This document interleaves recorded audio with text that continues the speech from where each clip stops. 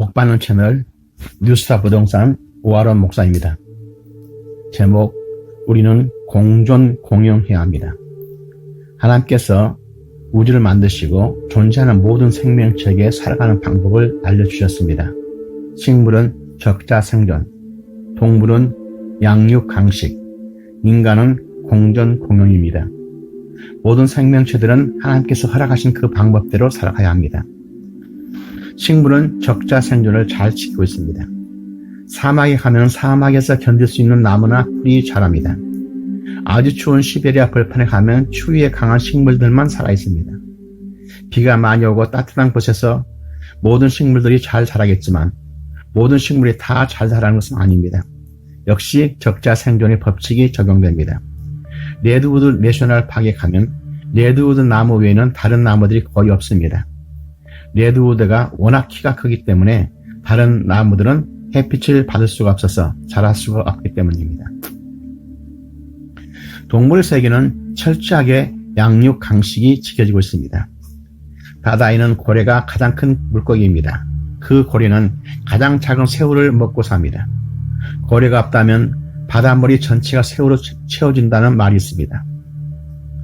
육지에는 사자가 가장 강한 동물입니다. 사자가 다른 동물들을 잡아먹기 때문에 사자만 가득 찰 것 같지만 사자의 먹이감인 들소떼가 없으면 사자도 살아남지 못합니다. 밀림지대에 사자가 없다면 들소떼들이 너무 많아져서 풀 한 폭이 남지 않을 것이라고 합니다. 동물 세계는 양육, 강식, 먹이 사슬이 자연스럽게 형성되어 있습니다. 그러나 인간이 세상을 사는 방법은 공존 공영해야 합니다. 서로가 잘 살아야 합니다. 인간이 세상 사는 목적은 나도 잘 살아야 하지만 다른 사람도 잘 살게 하는 것입니다. 그래서 모든 사람들에게 좋은 영향을 끼친 발명가들을 우리는 존경합니다. 다른 사람들의 생명을 살리는 의료인들을 존경합니다. 위험을 무릅쓰고 불 속에서 사람들을 구해내는 소방관들을 존경합니다. 올바른 삶을 가르치는 선생님들을 우리는 존경합니다. 모든 사람들이 하나님의 축복을 받도록 복음을 전파하는 선교사님들을 우리는 존경합니다. 물에 빠져 죽어가는 어린이를 보면서 그냥 지나가는 인간은 없을 것입니다. 자기가 위험하더라도 물에 뛰어들어 그 아이를 구하는 것이 인간입니다. 그런데 우리 인간의 삶을 돌아보면 우리는 경쟁 사회에서 피가 터지도록 서로 싸우며 사는 것을 볼 수 있습니다. 어렸을 때부터 경쟁에서 이겨야 한다는 것을 가르침을 받고 자랐습니다. 학교에서도 1등을 해야 한다고 가르침을 받고 자랐습니다. 1등을 하기 위해서는 남보다 더 잘해야 합니다. 더 열심히 공부해야 합니다. 더 실력 있는 선생한테 과외 수업을 받아야 합니다. 더 빨라야 합니다. 학교를 졸업하고는 더 좋은 직장에 들어가야 합니다. 그리고 더 빨리 승진해야 합니다. 더 빨리 돈을 벌어야 합니다. 이웃이 새 집을 사서 이사를 오면 그들이 행복하기를 원하는 대신 속으로 배가 조금 아픕니다. 동료가 승리를 하면 나는 마치 뒤처지는 것처럼 느껴집니다. 우리는 경쟁 사회에서 살다 보니 나도 모르게 다른 사람들과 경주를 하고 있는 것이 습관화되어 버렸습니다. 그러다 보니 남이 나보다 앞서가면 나는 패배자처럼 느껴져서 기분이 상합니다. 상대방이 잘할 때는 박수를 쳐주고 칭찬해야 하는데 오히려 헐뜯고 비난합니다. 성경에 올려하는 동떨어진 삶을 살면서 죄책감도 없이 당연하게 생각합니다. 우리는 남을 나보다 낫게 여기고 그들이 잘 되라고 축복해야 합니다. 이웃이 경쟁 대상이 아니라 이웃은 내 몸처럼 사랑해야 하는 대상인 것을 잊고 있습니다.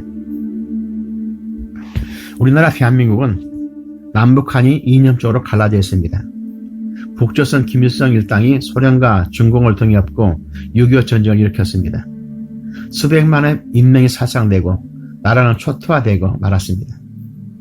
그들은 분명히 우리의 원수들입니다. 그러나 언제까지 원수처럼 지내합니까? 그들과 합세하여 우리나라를 초토화시켰던 러시아도 중공도 지금은 이웃처럼 국제관계를 하며 살고 있는데 같은 민족끼리 언제까지 원수처럼 지내합니까? 성경 말씀은 원수도 사랑하라 했는데 공존 공영하는 방법은 없겠습니까? 더구나 우리나라 대한민국은 민주주의 국가입니다. 민주주의 국가에서는 정치적 이념이 서로 다른 사람들이 모여서 정당을 만들고 자기들의 이념을 국민들에게 심판을 받습니다. 그래서 여당이 생기고 야당이 생기게 됩니다. 여당과 야당은 당연히 이념이 서로 다릅니다. 서로 생각이 다르다고 원수처럼 싸우면 안 됩니다. 여당이나 야당이나 다 같은 대한민국 국민입니다. 내가 대한민국을 사랑하는 것처럼 그들도 분명히 대한민국을 사랑하고 있습니다. 저는 선교 목적으로 중국에는 20여 차례, 러시아에도 10여 차례 다녀왔습니다. 저는 공산 국가는 처음으로 들어가게 된 것입니다. 처음에는 겁도 나고 어떻게 처신해야 할지도 몰랐습니다. 그러나 분명히 그들도 하나님께서 사랑하시는 사람들입니다. 그들에게 복음을 전하는 것이 제 사명입니다. 그들이 하나님의 말씀을 깨닫고 예수를 영접하며 눈물을 흘리며 감격해하는 모습을 보았습니다. 예수님의 복음을 전하는 길에는 우파도 좌파도 없습니다. 공산주의와 민주주의 이념도 없습니다. 다 같이 하나님의 복음을 들어야 합니다. 공전 공영, 다 같이 잘 사는 방법은 예수님의 복음밖에 없습니다. 중국 단동에서 압록강 철교를 바라보면서 기도했던 생각이 납니다.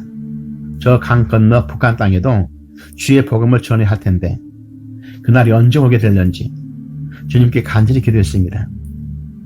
제가 처음 헌신하고 목사 안수를 받고 금식 기도하는 가운데 제가 북한 평양에서 복음을 전하는 것을 환상 가운데 보았습니다. 그리고 그것이 제 사명인 것으로 생각했습니다.